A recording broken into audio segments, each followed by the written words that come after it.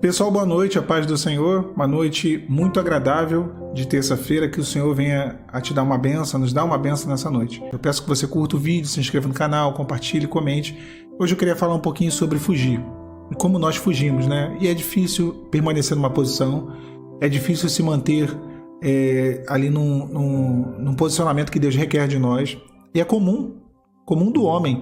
Essa fuga do homem, eu acho que já está dentro da nossa natureza pecaminosa. Esse fugir.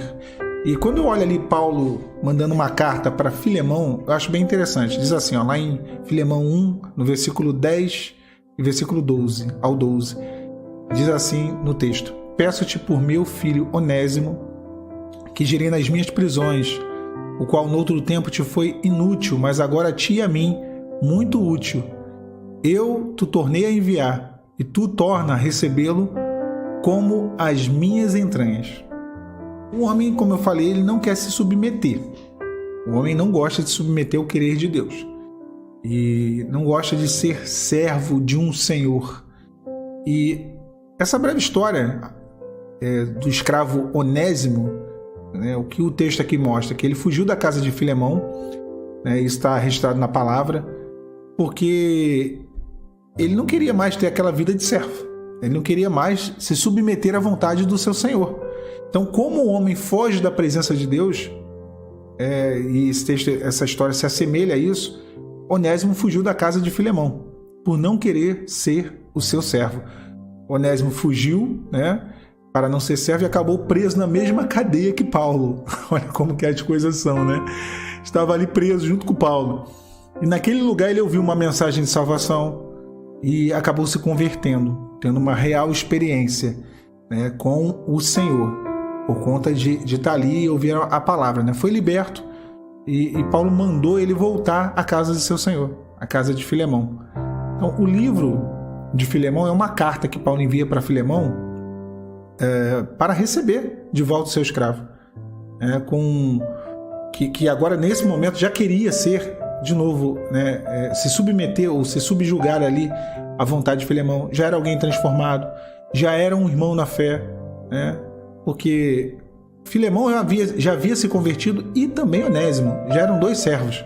Então a carta de Paulo para Filemão, ela diz: olha, trata ele com brandura, se houver alguma coisa, algum dano, alguma coisa que ele te deva aí, pode colocar na minha conta, Paulo diz, eu vou pagar. Não é comum encontrarmos pessoas que nasceram no lar evangélico, e ao atingirem uma certa idade, elas se afastam da presença de Deus e elas querem ser livres, porque, entre aspas, Pedro diz assim lá na sua epístola, que o mundo promete liberdade, mas prende o homem nos seus pecados. Uma promessa de liberdade. Lembra? Antigamente tinha eu sempre dou esse exemplo, do comercial da Marlboro, aqueles cowboys, comercial de cigarro, mas aqueles cowboys cavalgando, aqueles cavalos, aquela sensação de liberdade. Nunca comercial de cigarro, de cerveja, de bebida vai estar associado ao que é um vício, que prende, que destrói. Vai estar sempre associado à liberdade, a um desprendimento, uma certa vida, digamos, moderna, alguma coisa nesse sentido boa, Na verdade, não é nada disso, mas são associados a essas coisas. Então, quando um cristão, alguém que nasceu no lar evangélico, cresce, às vezes chega um momento que ele quer ser livre, ele sai, quer fugir. Como às vezes o homem ou a mulher recebe de Deus uma bênção, uma família que foi estabelecida, um lar que foi construído, um projeto de Deus, uma igreja onde ele foi plantado, onde ela foi plantada, e querem fugir. Chega um momento que quer voltar a ser jovenzinho, quer voltar a ser adolescente, quer voltar a viver as coisas do mundo. Eu tenho um irmão um amigo, que a esposa dele saiu de casa, abandonou ele, foi viver o mundo, pintou o cabelo de roxo, já na minha idade, pintou o cabelo de roxo, aquela coisa. Nada contra quem tem o cabelo roxo, mas não é nem o pintar cabelo de roxo, mas aquela questão de querer viver a adolescência na idade adulta, e é isso, quer ser livre, quer fugir do seu Senhor. E o Senhor não é o marido, o Senhor aqui no caso é o projeto de Deus, É o projeto de Deus. E o que foi que aconteceu ali? A liberdade ela só existe na casa do Pai. A liberdade do homem só existe na presença de Deus. Se o Filho do Homem vos libertar, verdadeiramente sereis livres. Sereis livres. A liberdade, ela só é possível em Deus. Uma vez eu conversava com uma amiga do colégio e eu falando da palavra para ela dizia assim, eu não vou ser crente, não. Eu quero ser livre. Eu falei, como livre? Você consegue se desvincular aí desse cigarro que você fuma na hora do recreio? Que ela saía e escondia lá para trás e fumava. Ela, pior que não. Eu falei, então isso não é liberdade. Você não é livre. Você não consegue escolher. Você não consegue decidir. Você não consegue parar, porque isso já te prende. Isso já vira um vício. Eu posso escolher se eu quero usar isso ou não. Você não consegue escolher mais. Você perdeu esse direito. Porque o pecado ele aprisiona o homem. O pecado ele tira do homem a capacidade de fazer escolhas, tira do homem a capacidade do livre-arbítrio. Né? Então o mundo ele escraviza. O Pai não. O Pai liberta. O mundo cerca o homem de opressões, rouba o direito de fazer as suas próprias escolhas, forçando a seguir o que a massa, o que o inconsciente coletivo está fazendo. De fato, é o que o mundo faz. Nessa prisão, Onésimo encontra Paulo. Paulo aqui tipificando a pessoa do Espírito Santo, a figura do Espírito Santo. Que é ele sim, o Espírito Santo, que encontra o fujona,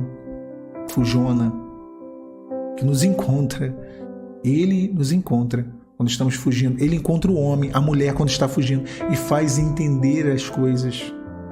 Olha, que coincidência, né? Não é coincidência, é coincidência. Onésimo ficar preso justamente na mesma prisão que Paulo estava preso. Paulo, amigo de Filemão. E Paulo vai lá e escreve para Filemão, olha, perdoa ele. Não, aceita ele de volta. O Espírito Santo ele alcança o homem para libertar sua alma da prisão do mundo, do pecado, do engano, e nos fazer voltar para o Pai, para a presença do Pai, para a presença do nosso Senhor, para que estejamos com Ele para sempre, em sua eternidade. E no texto aqui fica claro, né, que o Espírito Santo, em todo momento, ali, Paulo instruindo Onésimo, e Paulo também instruindo, né, ali Filemão, né, para receber de volta. É o Espírito Santo quem nos ajuda com orações, as nossas orações, né, orações com os ruídos ali, né, inexprimíveis. E dessa maneira o Espírito Santo ele codifica aquilo que às vezes nós não conseguimos passar, não conseguimos transmitir, não conseguimos falar. Ele transforma as nossas lágrimas em oração. Esses gemidos inexprimíveis, né? Gemidos inexprimíveis é a expressão correta. Então, olha, não fuja não. Para de fugir. Se você está fugindo, tem uma notícia ruim para te dar, né? Eu já falei isso num vídeo há uns 2, 3 anos atrás. E todo homem que foge do centro da vontade de Deus, todo homem, toda mulher, todo ser humano, está indo de encontro a uma grande tempestade. Assim como Jonas. Quando nós fugimos do centro da vontade de Deus, nós estamos em uma rota de colisão com uma grande tempestade. Assim como Jonas viveu essa situação. Então, há sempre a possibilidade em Deus de fazer um caminho de volta para nós e para aqueles que estão distantes de um projeto. Eu não sou Paulo, eu não convenço ninguém de nada, eu não sou o Espírito Santo, eu não sou, você também não é.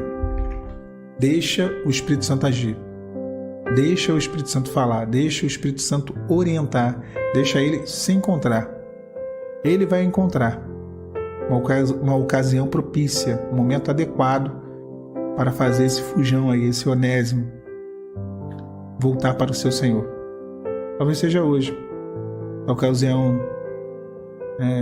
oportuna, e talvez seja eu, seja você, sejamos nós, os Onésimos que devem voltar para o centro do querer de Deus.